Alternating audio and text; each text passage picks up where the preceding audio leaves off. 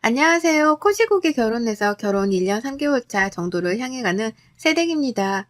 새댁이라고 말을 하면 집에서 새살림을 하고 있는 것만 같게 느껴져서 잘 쓰고 싶지 않은데요. 저희 시댁에서는 저를 하도 새댁이야 새댁라고 하며 주변 사람들한테 소개를 하는 바람에 이제는 제 입에 버릇처럼 달라붙게 되었네요.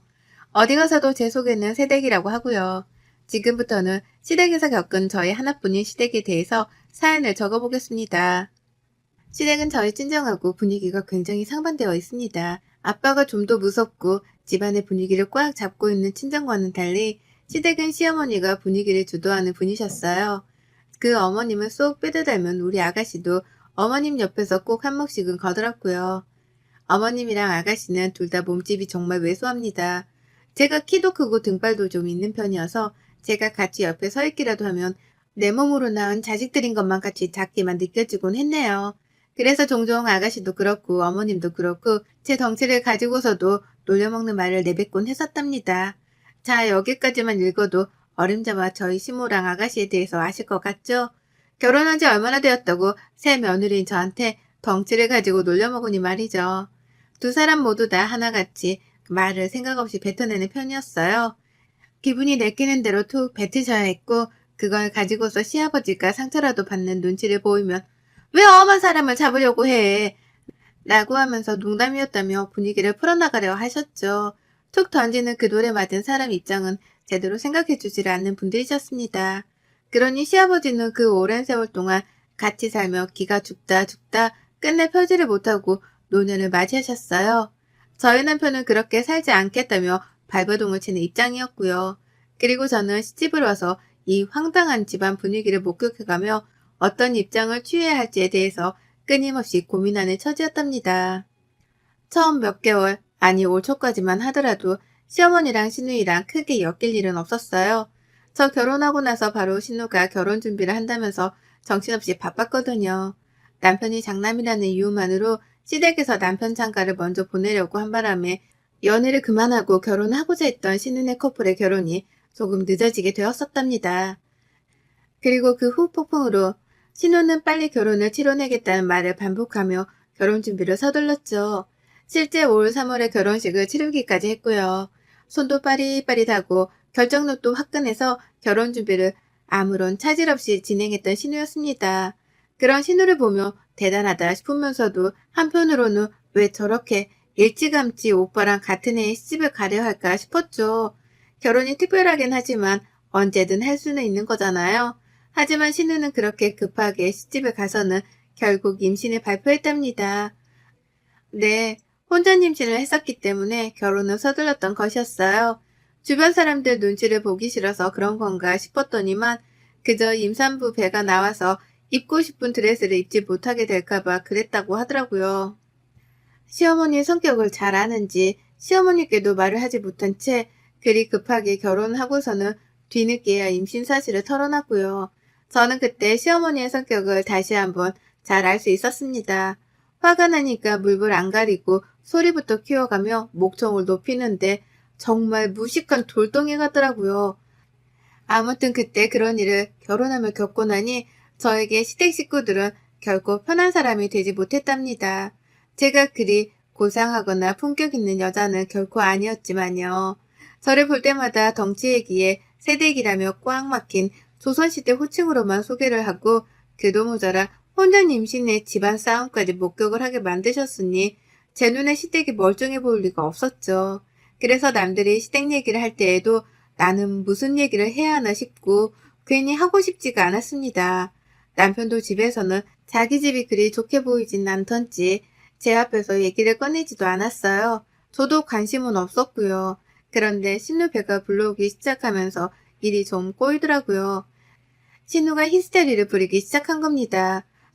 저는 아직 임신을 해보지도 않았고 할 생각이 없는 처지였기 때문에 임산부가 될 일이 없었어요. 그러니 일상생활을 하는데 지장이 있는 것도 아니었고 더더욱 신우의 처지는 이해하기가 힘들었습니다. 그런데 신우는 제가 자신의 처지를 다 이해해주기만을 바라더라고요. 다 같이 시댁 식구들이랑 밥을 먹는 자리가 있었습니다. 시어머니가 자주 밥 좀 먹으러 오라고 부르는 편이었는데 저는 불편해서 자주 가지는 못하다 한 번씩만 찾아뵈었었죠. 그런데 앞에서 오만 걸 다 시켜 먹으려고 하더라고요. 저도 내내 일하고 사느라 몸이 힘든데 눈앞에 물컵이 있는 건 보지도 않고 물을 떠다 달라고 하기도 했고요. 오렌지 주스가 땡기는데 얼음을 팍팍 넣어 달라면서 옆에 있는 저를 쿡 쑤시더라고요. 가서 주스 좀 가져오라고 말입니다. 그 밖에도 밥 먹다가 입덧이라도 하면 갑자기 제 이름을 부르면서 일으켜 달라고 하고 입덧을 하는 동안에도 저보고 들어와서는 수건을 적셔달라고 시키더라고요. 입가를 닦아야 하니까 미리 준비를 해놓으라고 잔소리를 퍼부으면서도 그 와중에 입덧을 열심히도 했어요. 저로서는 신우가 어찌되었던 체력적으로 약한 쪽에 속했으니까 도와야 한다 생각하고 별 수 없이 해달라는 걸 해줬습니다. 입덧을 하며 고생을 하고 있는 게 눈에 보이니까 부탁을 하는 건 최대한 들어주려고 했어요. 시어머니랑 시아버지, 심지어 저희 남편의 신우 남편까지 움직이지를 않고 구경을 하고 있는 걸 보면서도 내 일이겠거니 하면서 아무 말 없이 도움만 줬답니다. 그리고 다시 밥을 먹으려고 하면 밥맛이 하나도 없었어요. 앞에서 하도 요란스럽게 입덧을 해대는 신우를 보며 밥맛이 뚝 떨어졌거든요. 집에 와서도 내가 종노릇을 하고 왔는지를 모를 만큼 열심히 시댁일을 도와가면서 며느리 짓을 했고, 그래서 늘 집에 오기만 하면 침대에 들어눕기부터 했답니다. 신경을 너무 많이 쏟아서 기가 빨린 상태였거든요. 제게 시댁은 딱 이런 꼴이었어요. 임신을 했다는 이유로 나를 함부로 대하는 걸 당연하다고 여기는 신우가 있었고, 그런 신우한테 말린다거나 좀 타이르기는커녕 우쭈쭈 하기만 하며 내버려두는 시어머니가 계셨죠. 그 밖에 사람들은 모두 다 길을 못 펴고 사는 처지여서 제가 신경을 쓰지 않아도 되었고요. 아무튼지간에 참 제 친정하고는 달랐던 시댁 식구들에게는 정을 붙이기가 쉽지 않았습니다. 시댁에서 어머님 부름만 받아도 벌써부터 가서 고생하고 눈치 볼 생각에 머리가 지끈거렸죠. 그러다가 어머님이 김장을 하자는 연락을 해오셨어요. 신우가 막달에 가까워 배가 나와 있는 임산부라는 그 말은 쏙 빼놓은 채로 김장을 하자고 제안부터 하시더라고요. 김장철이 다가오는데 왜 먼저 소식이 없나는 말까지 던지면서요. 그래서 제가 물었었죠. 아가씨랑 하시는 거냐고요. 그러자 어머님은 당연하지. 내 딸인데 걔가 김치에 얼마나 환장하는데. 라고 하며 당연히 아가씨도 함께 김장을 할 거라고 대답을 하셨답니다. 너무나 당당하게 당연하다는 듯이 말이죠. 그래서 저도 그 말에 곧장 대답을 드렸죠. 아, 네. 저는 저희 친정 어머님이랑 할 거라서요. 아가씨랑 맛있게 김치 담그세요? 라고요. 나도 내 엄마랑 김치를 만들 권리가 있습니다. 그래서 신우가 시무랑 김치를 담그는 것과 마찬가지로 저 또한 내 엄마랑 김치를 담그기로 했다는 말을 확실하게 전달했죠. 그러자 시어머니는 마지 못한다는 듯이 그래? 언제 하는데? 어디서? 몇 폭이나 담그는데? 라며 갖은 질문들을 꺼내셨어요. 어머님 입장에서는 다 알 필요도 없는 그런 쓸데없는 질문들만을 말이죠. 그래서 그냥 생각 없이 대답을 해드렸습니다. 친정에서 이모들이랑 다 같이 모여서 김치를 만드는 게 우리 집안의 일상이었고, 그래서 이번에는 오래간만에 모여 그렇게 할 거라고요. 그러니 우리 집 김치는 필요 없다고 어머님이랑 아가씨 김치만 적당하게 만드시라는 말씀까지도요. 중간에 어머님은 우리 아들이 그 집 김치를 잘 먹으려나? 입맛에 맞으려나? 라고 하면서 막 걱정을 하기도 하셨거든요. 그래서 저는 이런 말도 했습니다. 이미 저희 친정에서 결혼한 때부터 김치는 주기적으로 보내주고 계셨어요. 남편도 입에 잘 맞고 맛있다고 몇 번이나 말을 했으니까 그런 걱정은 하지 않으셔도 돼요. 라고 말해요. 그러자 어머님은 더 이상 저한테 할 말이 없으셨는지 알겠다는 뚱한 대답을 하고는 전화를 끊으셨답니다. 그렇게 저는 이번 김장을 담그는 일에 대해서 시어머니랑 충분히 대화를 마쳤다고 생각했어요. 누가 들어도 저는 제 친정에서 김치를 담근다는 말이었고, 그러니 시댁김치는 필요 없다는 말이었죠. 하지만 여기서 뭔가 대화에 문제가 발생했답니다.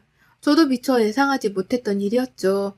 친정에서 김장 준비를 하느라 한동안 정신이 없었어요.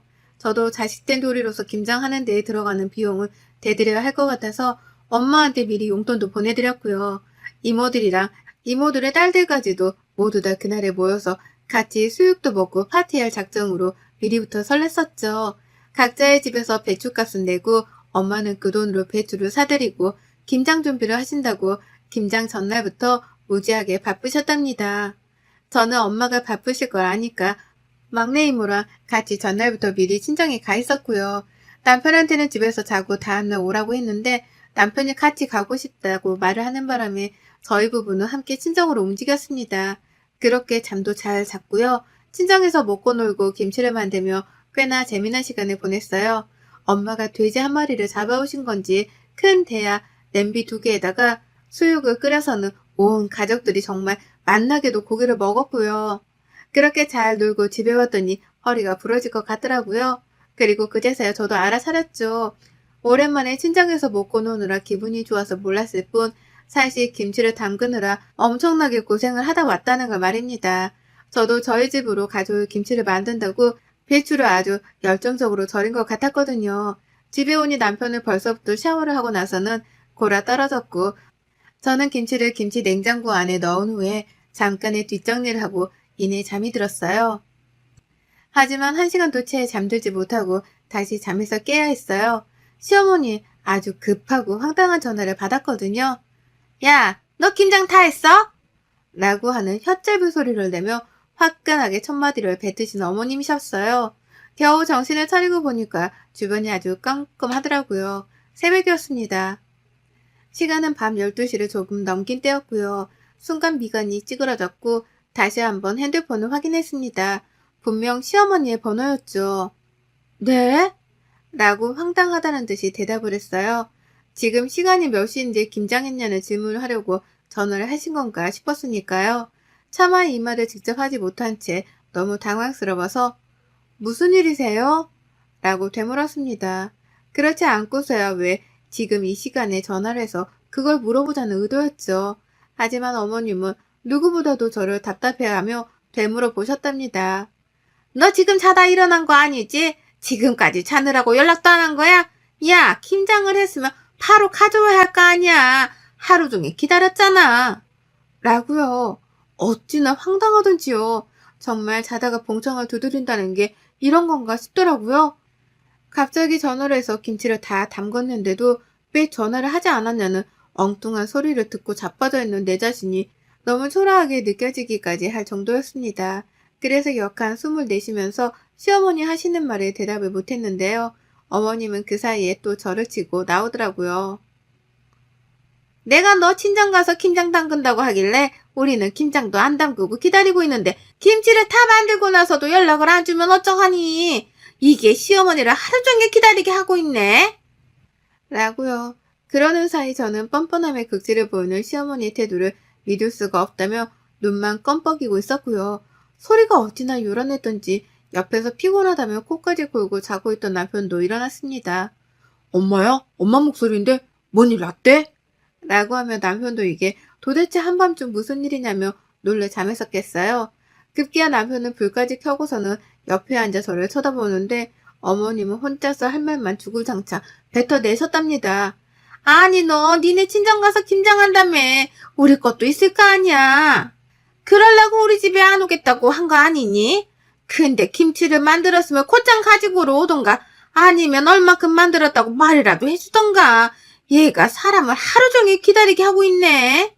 내가 너 친정 가서 재밌게 놀라고 일부러 연락도 안 했다가 지금에서야 하는 거야. 나 같은 시어머니가 어딨니? 라고 하면서 소리가 점점 더 격해졌죠. 남편이 제 전화를 낚아챈 것도 그때였습니다. 엄마 지금 몇 시인 줄 알아? 꼭두 새벽에 전화를 해서 그걸로 화를 내는 거야? 지금? 처가댁에서 김치 담근 게 뭐? 그걸 왜 엄마를 주라는 거야? 엄마가 왜 기다려? 김치를 달라고? 집에서 수희랑 김장하는 거 아니었어? 라고 하면서 남편도 못 참아주겠다며 막 밀어붙였어요. 제가 본 남편의 모습 중에서 그날 그 모습이 역대급으로 화가 난 모습이었습니다. 하지만 이를 그냥 보고만 있을 시어머니가 아니셨죠. 앞서 여러 번이나 말씀을 드렸듯이 시댁안에서 대빵이라고 할 수 있는 사람은 바로 저희 어머님이셨습니다. 성질도 성질이지만 목소리 큰 것도 한 몫을해서 누구 하나 싸움을 시작했다가도 찍소리를 못 내고 깨갱하곤 했어요. 그걸 스스로도 잘 알아서인지 어머님은 바로 소리 지르기를 시전하더라고요. 야, 넌 누가 엄마한테 그렇게 소리를 지르래? 라고 하면서 본인이 더 크게 소리를 지르는데 이야, 정말 천하장사가 다름없더라고요. 그 순간에 남편은 제 눈앞에서조차 깨갱하는 모습을 보이면서 대꾸를 잘 못하고서는 누가 소리를 지른다고 그래 라며 소심하게 반항을 했습니다. 그러니 시어머니는 깨갱한 아들의 모습을 눈치를 채고는 더욱 기고만장해져 소리를 지르셨죠. 내가 니들 김장하러 간다고 하니까 겸사겸사 우리 것도 해주겠거니 했지. 그렇게 많은 사람들이 김장을 한다는데 설마 사돈 김장도 안 담가 주실라나 싶었다. 안 담가줬다 하더라도 며느리면 딱딱 알아서 시댁으로 보낼 김장 정도는 해왔어야지. 어디 버릇없이 지들끼리 김치를 담근 걸로도 모자라 시댁 걸 챙기지도 않고 올 생각을 해. 라고 말이에요. 평소 같으면 남편네 집안일이고 그러니 남편이 알아서 하겠거니 싶었습니다. 근데 정말 이건 아니더라고요.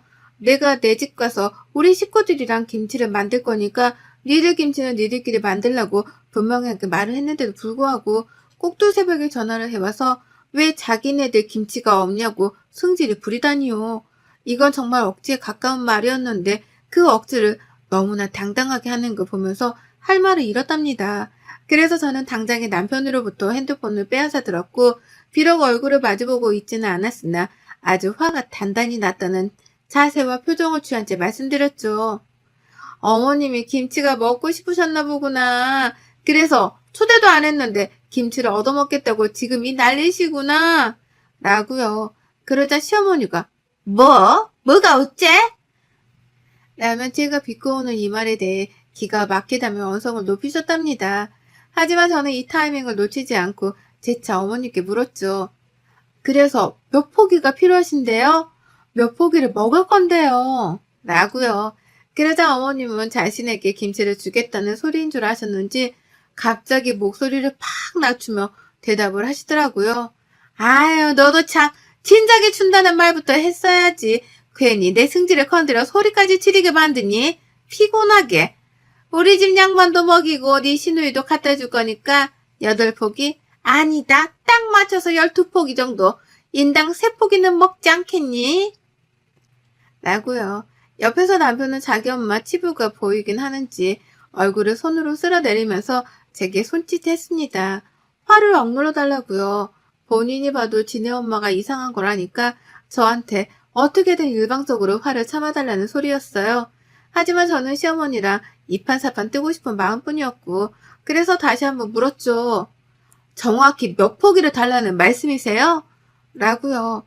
그러자 시어머니는 짜증이 좀 섞인 제 말에 빈정이 상했는지 12포기! 라면 덩달아 짜증 섞인 말투로 대답을 하셨고요. 저는 그런 어머니께 말씀드렸습니다. 네, 12포기 도합 36만 원이요. 계좌번호 보내드립니다, 지금. 라고요. 어머님은 거의 2초 정도 말씀이 없으셨다가 물었죠. 뭐? 너 지금 나한테 돈을 내란 소리냐? 라고요. 네, 저는 시어머니로부터 꼭 돈을 받을 예정이었습니다. 친정으로 오고 가고 하는 데에 든 차비, 그리고 시댁으로 보낼 때에 들 차비, 혹은 배달비, 그도 모자라 제가 친정에 전날부터 가서는 친정엄마라 고생을 한 몸값까지 포함을 해서 다 합치더라도 포기당 3만 원은 아주 저렴한 가격이었죠. 그리고 전 이 저렴한 가격을 시어머니께 아주 당당하게 요구했습니다. 포기당 3만 원이니까 계좌이체로 선지불을 해달라고요. 김치는 선지불된 금액이 도착을 했을 경우에만 보내드리겠다는 요구사항까지 덧붙이면서 말이에요. 당연히 이 말에 시어머니는 눈깔이 뒤집힌 사람 마냥 난리셨어요.